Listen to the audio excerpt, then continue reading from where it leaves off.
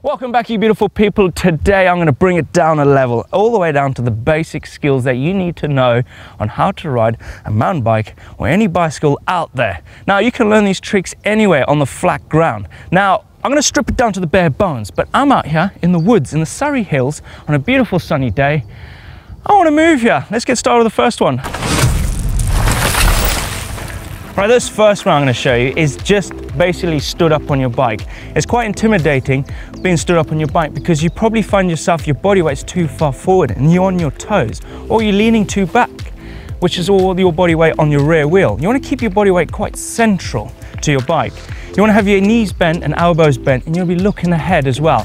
And get used to just moving back and forward on your bike, just so you can find the perfect limitations and balance on your bike out there. Little recap on out the saddle movement. Super important to be comfortable standing up on your bike. Make sure you keep your knees bent and elbows bent. Get comfortable moving forward and back, in front and behind your saddle, over your bars. Get to know your balance on your bike. Whilst we're here and we're all about standing up on our bike, I'm going to talk about using your body as suspension on your bike. Now, a lot of people just rely on a full suspension bike, but the most important thing is you've got to use your body as well as suspension, not just your bike. You want to get used to using your body as suspension. So the best thing is stand up on your bike again after finding your movement, finding your balance on your bike while stood up. Ride along and just bounce around on your bike. Bend your elbows, bend your knees, and just feel like you're going down a trail that's quite rough with a little bit of a drop, a little bit of a descent. Just bend your knees, just over-exaggerate using your body as suspension. Okay, this is a perfect example for using your body as a suspension, not just your mountain bike when you're going down the trail. This little drop right here, you want to drop off it, let your bike work as well, but you want to bend your knees and bend your elbows when landing, just to absorb that impact a lot more and keep you a little bit more smooth on the trail. It's because when it gets a little bit bigger, if you don't use your body as suspension and just your bike, it's going to be a rough landing and it's going to be harsh on your bike. New riders often avoid the front brake, but it's not your enemy.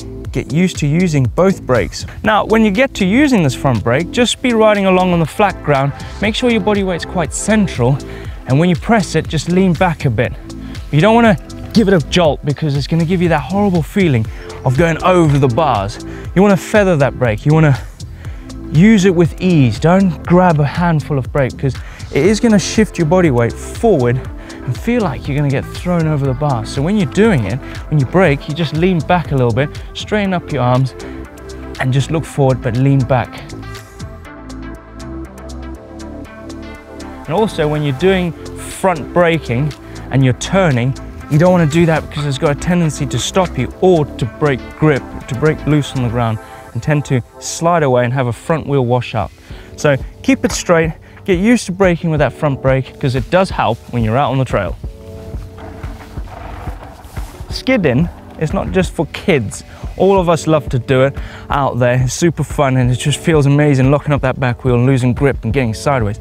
Now, it's all well and good, but it's all good. You want to learn how to use that brake in a situation where you don't want to skid. So it's all about riding along, feathering that brake and modulating that braking so you don't lose grip when you're out on the trail.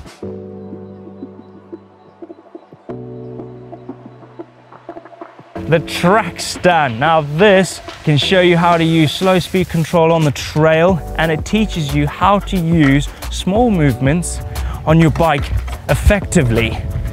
And that is with steering, pedaling and braking. You want to stand up, weight central with a touch forward.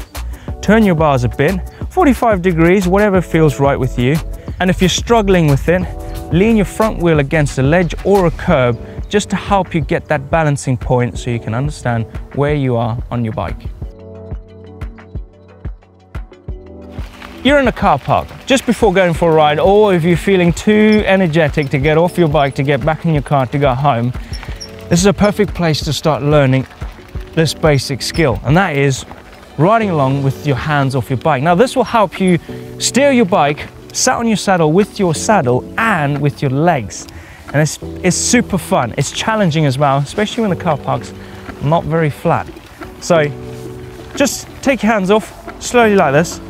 Keep them above the bars so you can get back to them quick if you are right at the beginning of learning the no-hander. Now the perfect point where I found was sat straight up on your saddle and you feel like your body weight's quite far back, but you'll find that the balancing point is right there on that point of uneasiness. Now the best thing about it is you can use your saddle and your legs and your hips to move your bike around without even turning your handlebars with your hands on your bike. You just want to find the perfect balance between body central on your bike and you going along. Now you can experiment and you can fly like a bird, point at a mate and just show off and set a challenge to see how far you can actually go.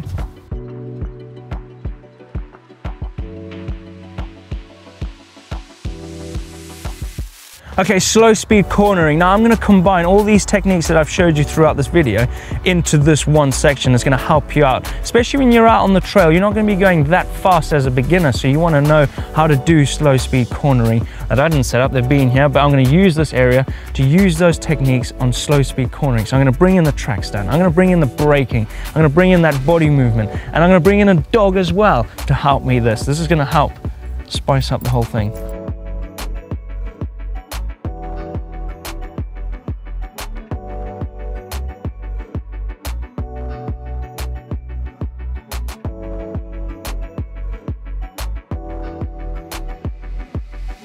Right, this next step now is leaning the bike over. So depending on what side you want to lean it over, you drop your outside foot. Look, I'm dropping my outside foot and I'm leaning the bike over, trying to keep my body quite central still to the bike, keeping it stood upright.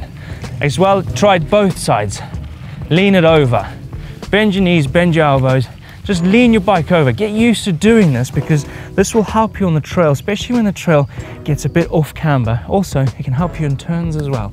And I'm going to draw a line in the dirt like this. You can make it as long as you want, but try and make it as straight as possible. And what we're going to do is we're going to work on balance, because that's key when it comes to riding a mountain bike or any bicycle as such. No matter what size wheels you have, balance is key when you're out on your bike.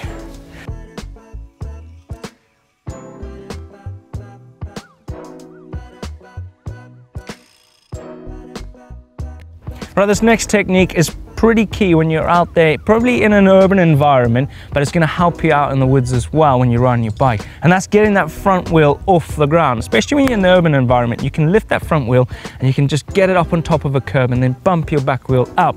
As well as if there's an obstacle in the trail, you can lift your front wheel up to get up over it and let your back wheel bump over it. Now, let me explain how to do that. Bend your knees, but bend your elbows as well. So your body weight's over the front and then explode back like that, just to lift up your front wheel. You're not using your arms to bring up the bike, you're using the body weight pushing backwards and letting your arms extend out and jolt and bring up your front wheel. Now keep practicing that technique and you'll get that front wheel up in the air. Just make sure if you do pull too hard, you'll find yourself about to loop out. So just cover that rear brake. So this next technique is now we want to get that rear wheel off the ground to navigate over an obstacle that you've lifted your front wheel over. Now the best way to do this is you want to preload this. And what I mean by preload is you want to lean back, get your body weight over the back of the bike, heels down, knees bent, and then when you do it, you want to explode upwards, but not bending your knees and putting all your weight onto the front. You want to curl your feet on your pedals to bring up that rear wheel. Now, the best way to do this is with flat pedals first. You don't want to rely on those clipped pedals, even though it's easier, but you don't want to get into that bad habit. And there you have it, 10 basic skills for beginners to learn out there. You can do it in a car park. Now, if you are a beginner and this is your first time on the channel, then you're missing out on some great content. Don't forget to hit that globe to subscribe, because you are missing out. And if you want to see a really good video on basic skills that myself and Lee Donovan, a professional mountain biker, did, click just up here. Don't forget to give us a thumbs up, like, and I'll see you at the next one. See ya!